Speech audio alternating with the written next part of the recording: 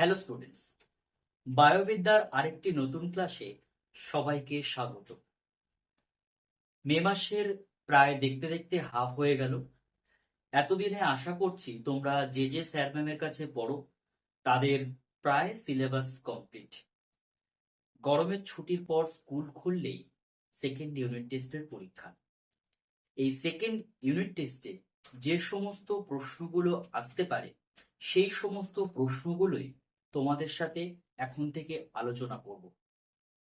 আজকের দেখো আলোচনা করব অভিযোজনের যে তোমাদের টপিকটা রয়েছে সেই অভিযোজন থেকে যে সমস্ত প্রশ্নগুলো আসার সম্ভাবনা সব থেকে বেশি রয়েছে সেই সমস্ত প্রশ্নগুলো আজকে একটু আলোচনা করব।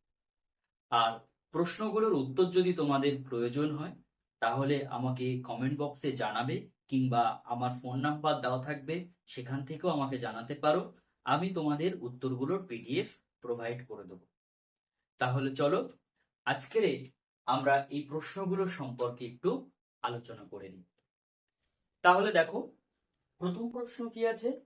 লবণ সহনের জন্য সুন্দরী গাছের অভিযোজিত বৈশিষ্ট্যগুলো উল্লেখ করো। আমরা সবাই জানি সুন্দরী গাছ সুন্দরবন অঞ্চলের প্রধান উদ্ভিদ, যেটি প্রধানত কি না লবণাক্ত জলাভূমিতে জন্মায়। এই লবণাক্ত জলাভূমিতে বেঁচে থাকার জন্য সুন্দরী গাছের কিন্তু বেশ কয়েকটি অভিযোজন ঘটেছে। প্রথমত দেখবে এদের শ্বাসমূল দেখতে পাওয়া যায়। এই শ্বাসমূল কি কি হচ্ছে দেখবে, উদ্ভিদের শিকড় যখন মাটির মধ্যে যাচ্ছে তাদের জন্য মুক্ত অক্সিজেনের প্রয়োজন হয় শিকড় মাটির মধ্যে যাওয়ার সময়। কিন্তু অতিরিক্ত লবণ হওয়ার জন্য এই গাছের কি হয় না, শিকড়গুলো মাটির মধ্যে কিছুটা গিয়ে আবার উপরে বাইরে বেরিয়ে আসে। এই ধরনের মূলকে আমরা বলে থাকি শ্বাসমূল। কেন বেরিয়ে আসে না, শুধুমাত্র কিন্তু অক্সিজেন নেওয়ার জন্য এই শিকড় মাটির বাইরে চলে আসে। তাহলে প্রথম বৈশিষ্ট্য যদি আমরা ধরি তাহলে বলতে পারবো কি না শ্বাসমূল। দ্বিতীয়ত দেখবে অনেক সময় দেখা যায় সুন্দরী গাছ তার অতিরিক্ত লবণ বের করার জন্য ওদের পাতায় ছোট ছোট লবণ গ্রন্থি থাকে। সেই লবণ গ্রন্থি থেকেও কিন্তু কিছু পরিমাণ লবণ তারা বাইরে নির্গত করে দেয়। এছাড়াও পাতা ঝরিয়ে দেয় কোনো কোনো সময়, কোনো কোনো সময় গাছের ছাল তাদের পড়ে যায়। এইভাবে কিন্তু আমরা এই সুন্দরী গাছের যে লবণ সহন রয়েছে সেগুলো আমরা তাহলে একটা বলতে পারি বাকল মোচন, আরেকটা বলতে পারি কি পাতায় অবস্থিত লবণ গ্রন্থি। এই তিনটে পয়েন্ট যদি আমরা লিখতে পারি, আশা করছি তোমাদের যে যিনি স্যার বা ম্যাডাম খাতা দেখবেন তিনি ফুল নাম্বার দেবেন। সুন্দরী গাছের ফল যেটা রয়েছে সেই ফলের ভিতরেই কিন্তু গাছে থাকাকালীন অবস্থায় অঙ্কুর তৈরি হয়ে যায়। কেন? অঙ্কুর পড়তে গেলেও মাটি প্রয়োজন, এবং সেই মাটি যদি অতিরিক্ত লবণ হয় তাহলে গাছের অঙ্কুর কিন্তু ভালোভাবে বের হয় না। সেই কারণে এই ফল গাছে থাকাকালীন অবস্থাতেই কিন্তু সেখান থেকে অঙ্কুর বেরিয়ে ফলটি মাটিতে পড়ে।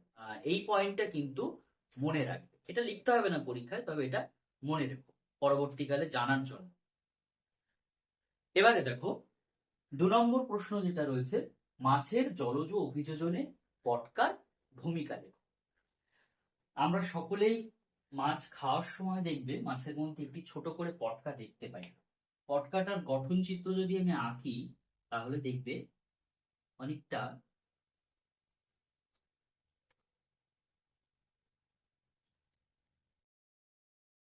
এরকম। এটাকে বলা হয় অগ্রপ্রকোষ্ঠ, আর এটাকে বলা হয় পশ্চাৎ প্রকোষ্ঠ।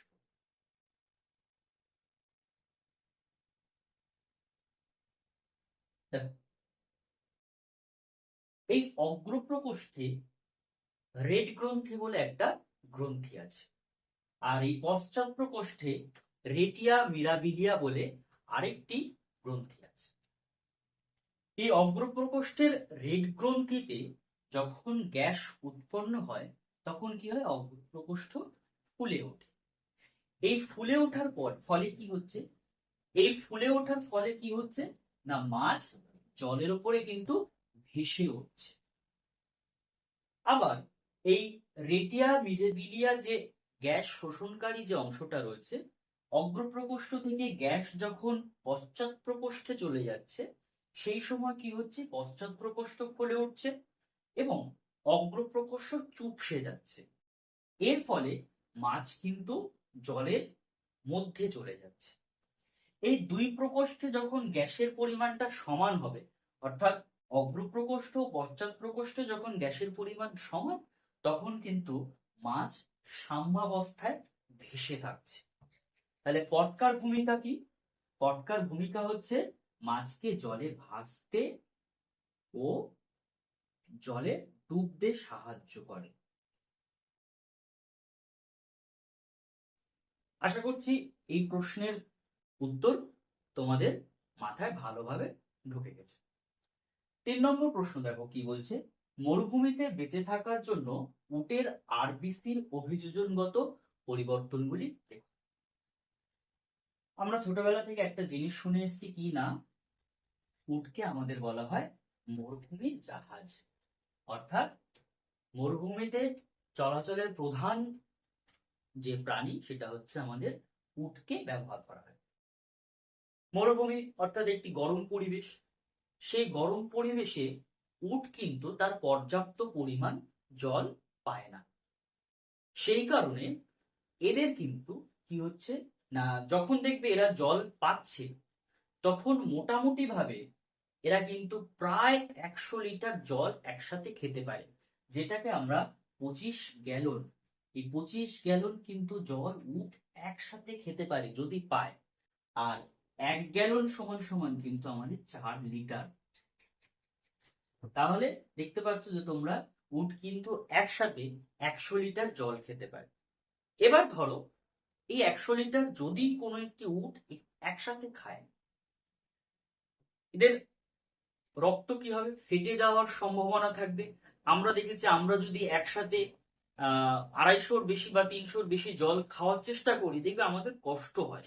আমরা কিন্তু একসাথে 1 লিটার বা 2 লিটার জল খেতে পারবো না, থেকে থেকে খেতে পারবো। এর প্রধান কারণ কি, আমাদের যে আরবিসি রয়েছে, মানুষের যে আরবিসি রয়েছে, সেটা কিন্তু একটু গোলাকৃতির। আর উটের যে আরবিসি রয়েছে সেটা কিন্তু একটু ডিম্বাকৃতি। এই ডিম্বাকৃতি আরবিসি হওয়ার ফলে কি সুবিধা পেয়েছে উট, ওরা যখনই একসাথে অনেকটা জল খেতে পারছে, আরবিসি যেহেতু ডিম্বাকৃত, তাই এদের আরবিসি 240% পর্যন্ত প্রসারিত হতে পারে, যেটা মানুষের আরবিসি কিন্তু পারে না। ওই জন্য মানুষের আরবিসি চাপ সহ্য করতে পারে না, এর ফলে কিন্তু আমরা বেশি জল খেতে পারি না, যতটুকুনি প্রয়োজন তার বেশি একদমই পারবো না। উটের ক্ষেত্রে 240% যেহেতু প্রসারিত হতে পারে, ওরা যতই জল খাক না কেন, ওদের লোহিত রক্তকণিকা কিন্তু ফেটে যাওয়ার সম্ভাবনা থাকবে না। কারণ অভিস্রবণীয় চাপ যেটা রয়েছে, সেই চাপটা কিন্তু এরা অনেকটাই সহ্য করতে পারে। দেখো, এইবারে আমরা 4 নম্বর যে প্রশ্নটা আছে, অর্থাৎ ক্যাকটাসের 3টি অভিযোজনগত বৈশিষ্ট্য দেখো, এটা সম্পর্কে একটু আলোচনা করি। ক্যাকটাস আমরা কি জানি না, মরুভূমি অঞ্চলের অন্যতম প্রধান উদ্ভিদ। মরুভূমিতে প্রচন্ড তাপমাত্রা, জলের পরিমাণ কম, চারিদিকে গরম পানি, এই সমস্তর মধ্যে ক্যাকটাস কিভাবে নিজেকে বাঁচিয়ে নিয়েছে? প্রথমত দেখবে এদের ক্ষেত্রে পাতা থাকে না, পাতাগুলো কি হয়, কাঁটায় পরিণত হয়েছে। এর সুবিধা কি হচ্ছে, যেটাকে আমরা বলবো পত্রকণ্টক। এর সুবিধা কি, এর দেখবে দুটো সুবিধা আছে। পাতা থাকলে কি হতো, প্রথমত বাষ্পমোচন করতে হতো। এই বাষ্পমোচনের ফলে যে পরিমাণ জল উদ্ভিদ গ্রহণ করছে, সেই জল কি হচ্ছে না, আবার বেরিয়ে যাচ্ছে। যেহেতু পাতা নেই, বাষ্পমোচন হচ্ছে না, এর ফলে জলটা কিন্তু উদ্ভিদ দেহেই থেকে যাচ্ছে। দ্বিতীয় সুবিধা কি, এই কাঁটা থাকার ফলে অন্য যে বাইরের প্রাণীরা আছে তারা কিন্তু সহজেই এই উদ্ভিদটাকে খেতে পারে না। এর ফলে আত্মরক্ষাও হয়ে গেল নিজের। আচ্ছা, ২ নম্বর বৈশিষ্ট্য যদি বলি, দেখবে এদের কাণ্ডে মোম জাতীয় এক ধরনের আস্তরণ রয়েছে, যেটাকে আমরা মিউসিলেজ বলে থাকি। এই মিউসিলেজ থাকার কারণেও কিন্তু এদের বাষ্পমোচন তুলনামূলক অনেক কম হয়। ৩ নম্বর পয়েন্ট আমরা বলতে পারি কি, ক্যাকটাসের কাণ্ডগুলো দেখবে সবুজ, রসালো এবং স্থূল প্রকৃতির হয়। কেন? না, এদের বাষ্পমোচন এবং যে জল সংরক্ষণ তার জন্য কিন্তু কাণ্ডের এইরূপ অভিযোজন ঘটেছে। এই ধরনের কাণ্ডকে কিন্তু আমরা পর্ণকাণ্ড বলে থাকি। দেখো, আমি এখানে ছোট ছোট করে পয়েন্ট দিচ্ছি, তবে তোমরা কিন্তু উত্তরে এরকম ছোট ছোট পয়েন্ট লিখবে না। তোমাদের এর যে ডিটেলসটা রয়েছে সেগুলো লিখতে হবে। বইতে আশা করছি পেয়ে যাচ্ছ, বা যে স্যার ম্যাডাম নোটস দিয়েছে সেখানেও পেয়ে যাচ্ছ। আর একান্তই যদি প্রয়োজন হয় আমাকে বলবে, আমি কিন্তু উত্তরগুলো, যে বড় আকারের উত্তর যেগুলো রয়েছে সেগুলো আমি তোমাদেরকে দিয়ে দেবো। তাহলে লাস্ট আমাদের যে পয়েন্টটা রয়েছে সেই প্রশ্নে যদি আমরা চলে যাই, কি বলছে, উড্ডয়নে বায়ুথলির দুটো ভূমিকা লেখো। উড্ডয়ন কি?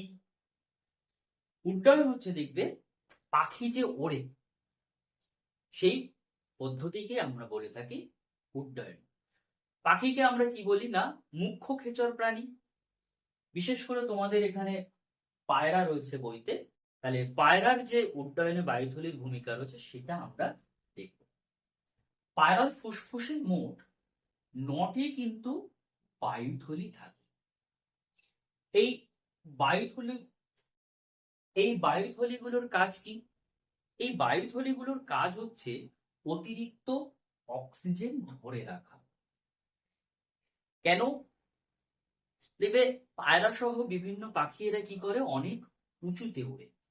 আর আমরা জানি কি, উচ্চতা যত বাড়তে থাকে অক্সিজেন অর্থাৎ শ্বাস প্রশ্বাসের পরিমাণ কিন্তু তত কমতে থাকে।